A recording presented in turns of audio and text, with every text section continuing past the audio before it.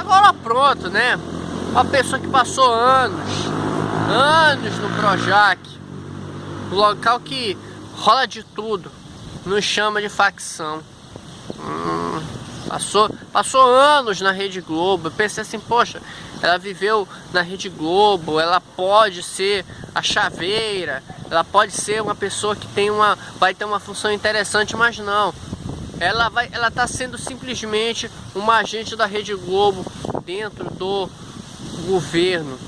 Um governo de direita, porém com a cultura sendo comandada por uma pessoa de esquerda. Há algumas coisas a se considerar. Tem gente que está só acordando agora porque botaram gente do PSOL. Porém, desde o início, a pasta da cultura estava debaixo do Ministério da Cidadania, comandado por um cara do MDB.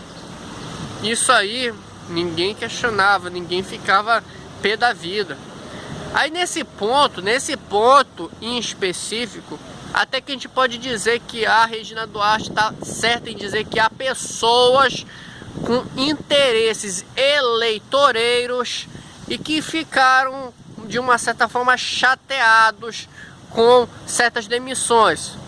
Porque realmente, tirando talvez o Dante Mantovani, muitos estavam visando cargos e ficaram chateados com perda de cargos. Outros que faziam parte desse grupo de interesse, faziam parte da panelinha, eles só acordaram para a vida depois que seus amigos perderam cargos.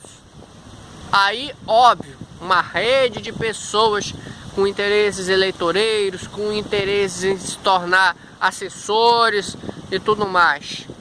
Porque, vamos pensar, ficou esse tempo todo, o IFAM, quem tirou a afilhada de Sarney do IFAM foi o Alvim. Esse tempo todo, até o Alvim assumir a Secretaria de Cultura e retirar a Cátia Bogé, olha o tempo que demorou.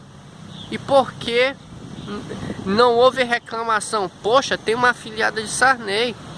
Na pasta de Secretaria Especial de Esporte, se não me engano o nome, teve um filho do senador João Alberto, lá do Maranhão, lá de Bacabal, um braço direito de José Sarney. Ninguém reclamou. Por que só reclamou quando o neguinho perdeu o cargo? Nesse ponto em específico, a Regina Duarte aproveitou e tem razão nesse ponto específico. Ela se perde quando ela usa o termo facção, quando ela usa o termo facção para colocar em nós a peste de criminosos. Ela tinha medo do PT entrar ao poder. Só que, pera lá, foi a facção que impediu o PT de entrar no poder. Pois se não fosse a facção, haveria uma fraude na urna eletrônica na cara dura, como aconteceu em 2000, no mínimo de 2010 em diante. No mínimo. Pelo menos a gente pode dizer que talvez a Dilma não pôde não ter sido eleita se não fosse a fraude da urna eletrônica.